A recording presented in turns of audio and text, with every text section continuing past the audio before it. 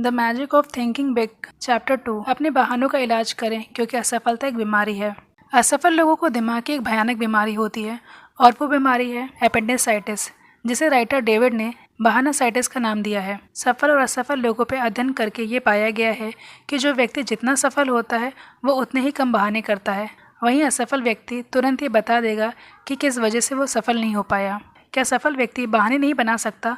वो बना सकता है, परंतु वो बहाने नहीं बनाता। असफलता की बीमारी से पीड़ित व्यक्ति बहुत अच्छे बहाने बनाते हैं, जैसे कि बुरी सेहत, शिक्षा की कमी, ज़्यादा उम्र या कम उम्र, बुरी पत्नी या पति, माता पिता की गलत परवरिश, या कुछ नहीं मिला तो सब कुछ किस्मत पर डाल देना। और वो हर बार यही बहाने बताते रहते हैं, जिससे वो विचार उनके सब कॉन्शियस माइंड की गहराई तक चले जाते हैं और फलने फूलने लगते हैं। अगर अभी भी आपको ये लगता है कि ये एक्सक्यूज़ आपके बहाने नहीं हैं, तो जो व्यक्ति बेहद सफल हैं, जैसे फ्रैंकलिन डी रूजवेल्ट, जिनके पैर बेजान थे, उनको पैरालिसिस था, वो इसका बहाना बना सकते थे, पर उन्होंने ऐसा ना करके खुद पे यकीन करके यूनाइटेड स्टेट्स के फर्स्ट पैरालाइज प्रेसिडेंट बने।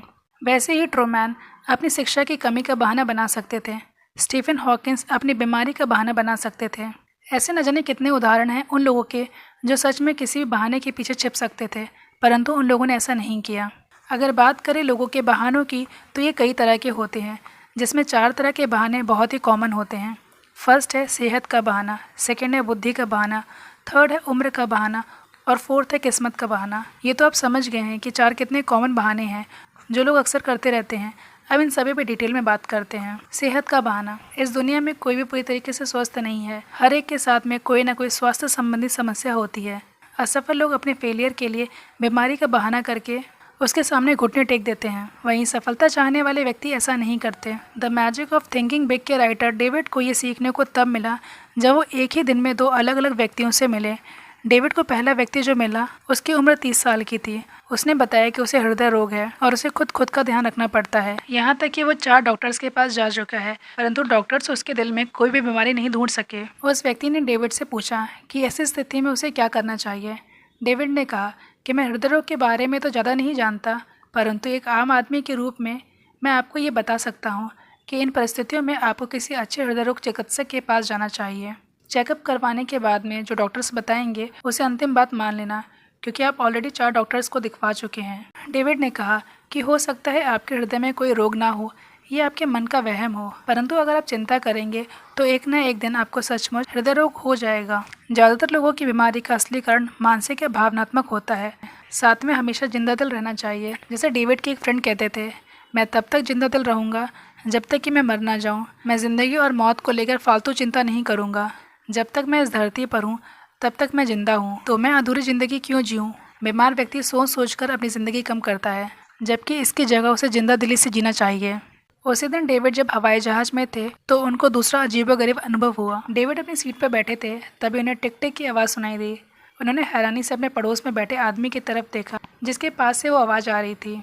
उस आदमी ने मुस्कुराते हुए डेविड की तरफ देखा और कहा, डरिए नहीं, मेरे पास कोई बम नहीं है, ये तो मेरा दिल धड़क रहा है। डेविड उस व्यक्ति से बात करने लगे, तब उस व्यक्ति ने बताया कि सिर्फ 21 दिन पहले उसका ऑपरेशन हुआ था, जिसमें उसके दिल में एक प्लास्टिक वॉल्व फिट किया गया, जिसकी वजह से टिक टिक की आवाज़ कई महीनों तक आती रहेगी। इतना सुनने के बाद डेविड ने उस व्यक्ति से पूछा कि अब आगे क्या करने वाले हो। उस व्यक्ति ने कहा, मेरी बहुत सी योजनाएं हैं, मुझे वकालत पढ़नी है, मुझे सरकारी नौकरी की तैयारी करनी है। बस कुछ दिनों की बात है, क्योंकि डॉक्टर्स ने कहा है कि मुझे कुछ दिनों तक सावधानी बरतनी है, उसके बाद मेरा दिल बिल्कुल ब्रांड न्यू हो जाएगा। दोस्तों, ये दोनों घटनाएं डेविड के जीवन की सत्य घटनाएं हैं। ये 2 अलग अलग व्यक्तियों का स्वास्थ्य को लेकर अलग अलग नज़रिया है। पहले व्यक्ति को बीमारी तक का पता नहीं था, उसके बावजूद वह बीमारों की तरह बर्ताव कर रहा था और चिंतित था। वहीं दूसरे व्यक्ति का ऑपरेशन तक हुआ था, फिर भी वह कुछ नया करने के लिए उत्सुक, आशावादी था। अपनी सेहत के बारे में दोनों की सोच में कितना बड़ा फ़र्क था। इन 2 व्यक्तियों से मिलने के बाद डेविड अपने एक बहुत अच्छे फ्रेंड जॉन के बारे में सोचने लगे, जो 1945 में युद्ध से लौटे थे। उनका एक हाथ कटा हुआ था। इसके बावजूद जॉन हमेशा मुस्कुराते रहते थे, हमेशा दूसरों की मदद करते रहते थे। वो बहुत आशावादी व्यक्ति थे। एक दिन जॉन और डेविड बात कर रहे थे, तभी चर्चा में बात जॉन के कटे हुए हाथ की होने लगी। जॉन ने कहा, मेरा सिर्फ एक हाथ नहीं है, ये मैं मानता हूँ कि 2 हाथ कितने ज़रूरी हैं, परंतु पूरे शरीर को बचाने के लिए अगर एक हाथ को काटना पड़े तो महंगा सौदा नहीं है। और मेरी जीवन शक्ति तो अब भी 100% बची हुई है। मैं इसके लिए कृतज्ञ हूँ। आप ये समझ गए होंगे कि सेहत या फिर बीमारी को लेकर के हमारा नज़रिया कितने इम्पोर्टेंट है, हमारी सोच कैसी है। अगर आप सेहत को लेकर करने वाले बहानों से बचना चाहते हैं तो केवल 4 तरीके अपना लें। फर्स्ट है, अपनी सेहत के बारे में बातें ना करें। आप किसी बीमारी के बारे में जितनी ज़्यादा बातें करेंगे, चाहे वो नॉर्मल सी सर्दी या जुकाम क्यों ना हो, वह बीमारी उतनी ही बिगड़ती जाएगी। सफलता की चाह रखने वाला व्यक्ति अपनी बुरी सेहत के बारे में चिंता नहीं करता। और एक बात हमेशा याद रखें, अपनी बीमारी का रोना रोने से आपको थोड़ी सिंपैथी तो मिल सकती है, परंतु जो व्यक्ति हमेशा शिकायत करता रहता है उसे कभी किसी का सम्मान आदर नहीं मिल सकता। सेकंड है, अपनी सेहत के बारे में फालतू चिंता करना छोड़ दें। थर्ड है, आपकी सेहत जैसी भी हो, आपको उसके लिए कृतज्ञ होना चाहिए। एक पुरानी कहावत है, मैं अपने फटे हुए जूतों को लेकर दुखी हो रहा था, परंतु जब मैंने बिना पैरों वाले इंसान को देखा तो मुझे ऊपर वाले से कोई शिकायत नहीं रही। शिकायत करने की जगह मैं कृतज्ञ हो चला। फोर्थ है, अपने आप को ये याद दिलाएं कि जीवन मिला है जीने के लिए, इसे बर्बाद न करें। ज़िंदगी जीने के बजाय अगर आप चिंता करते रहेंगे तो आप जल्द ही किसी अस्पताल में भर्ती नज़र आएंगे। ये तो थे सेहत को लेकर बहाने। अब बात करते हैं असफल लोगों का सेकंड फेवरेट बहाना बुद्धि को लेकर होता है। बहुत फेमस बहाना है कि मेरे पास उतनी बुद्धि नहीं, और यही कहते कहते सोचते सोचते व्यक्ति चुपचाप दुखी रहता है। वो अपनी बुद्धि को कम आंकते हैं और दूसरे व्यक्ति की बुद्धि को ज़्यादा आंकते हैं। जब भी कोई चैलेंजिंग काम मिलता है तो वो यही सोचते हैं कि मेरे पास तो उतनी बुद्धि कहाँ जो मैं ये काम कर पाऊँ। उनके सामने वाला व्यक्ति जब सफल हो जाता है तब बहाने करने वाला व्यक्ति यही कहता है वो इतना बुद्धिमान है, इसीलिए वो उस काम को आसानी से कर पाया। दोस्तों, इम्पोर्टेंट ये नहीं है कि आपके पास कितनी बुद्धि है, कितनी बुद्धि नहीं, बल्कि इम्पोर्टेंट ये बात है कि आपके पास जो है आप उसका किस तरह से उपयोग करते हैं। याद रखें, आपकी बुद्धि की मात्रा से ज़्यादा महत्वपूर्ण है वह नज़रिया जो आपकी बुद्धि को दिशा दिखा रहा है। एक बार महान वैज्ञानिक आइंस्टीन से किसी ने पूछा कि 1 मील में कितने फुट होते हैं। आइंस्टीन ने जवाब दिया, मैं अपने दिमाग में ऐसी जानकारी क्यों भरूं जो मैं किसी भी किताब से 2 मिनट में हासिल कर सकता हूं। आइंस्टीन का मानना था कि हमें अपने दिमाग को जानकारी का गोदाम बनाने से बचना चाहिए। इसकी बजाय ये ज़्यादा इम्पॉर्टेंट है कि हम अपने दिमाग से सही तरीके से कैसे सोचें। ये बात तो सही है कि ज्ञान ही शक्ति है, परंतु ज्ञान तभी शक्ति बनता है जब इसका उपयोग किया जाता है, और उपयोग भी कैसा हो, सकारात्मक या नकारात्मक। याद रखें, हम अपनी बुद्धि की मात्रा को तो बदल नहीं सकते, परंतु हम उस तरीके को बदल सकते हैं जिससे हम अपनी बुद्धि का इस्तेमाल करते हैं। अगर आप कम बुद्धि के बहानों से खुद को बचाना चाहते हैं तो इसके लिए केवल 3 उपाय करें। अपने खुद की बुद्धि को कभी कम ना आंकें और दूसरों की बुद्धि को कभी ज़रूरत से ज़्यादा ना आंकें। अपने गुणों को खोजें। याद रखें, महत्व इस बात का नहीं कि आप में कितनी बुद्धि है, महत्व तो इस बात का है कि आप अपने दिमाग का किस तरह से इस्तेमाल करते हैं। अपने आप को बार बार ये याद दिलाएं कि मेरी बुद्धि से ज़्यादा महत्वपूर्ण मेरा नज़रिया है। काम टालने के तरीके खोजने के बजाय काम करने के तरीके खोजें। अपने आप में मैं जीत रहा हूँ या मैं जीत रही हूँ का नज़रिया रखें। अपनी बुद्धि का प्रयोग इस तरह करें कि आप जीत सकें।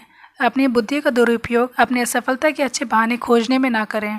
अपने दिमाग को रचनात्मक बनाएं और नए नए विचार आने दें। काम करने के नए और बेहतर तरीके खोजते रहें। बुद्धि और सेहत के बहाने के अलावा लोगों का अक्सर फेवरेट बहाना होता है किसी भी काम को ना कर पाने का, वो है उम्र का बहाना। हर असफलता का दोष वो उम्र के ऊपर डाल देते हैं कि मेरी उम्र ज़्यादा है या मेरी उम्र बहुत कम। आपने हर उम्र के सैकड़ों लोगों को अपनी असफलताओं के बारे में इस तरह की बातें करते सुना होगा। ज़्यादा उम्र का बहाना या कम उम्र का बहाना असफलता देने वाली बीमारी है। इसे हराएं, वरना ये आपको हरा देगी। आपकी उम्र उतनी ही होती है जितनी आप समझते हैं। एक बात को समझने का थोड़ा प्रयास करें। किसी भी व्यक्ति की रचनात्मक उम्र लगभग 20 साल की उम्र से शुरू होती है, और अगर व्यक्ति दिमागी शारीरिक तौर से मजबूत है तो वो 70 साल या फिर उससे भी अधिक साल तक रचनात्मक कार्य कर सकता है। मतलब पूरे 50 साल होते हैं हमारे पास।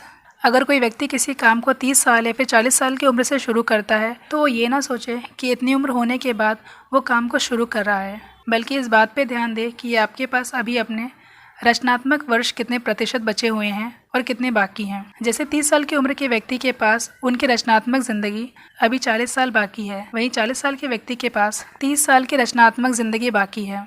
आप अपने उम्र के इन बहानों का इलाज करके देखें तो आपको अवसरों के बंद दरवाजे खुले नजर आएंगे। अपनी उम्र को अपनी सफलता की राह में कभी बाधा ना बनने दें।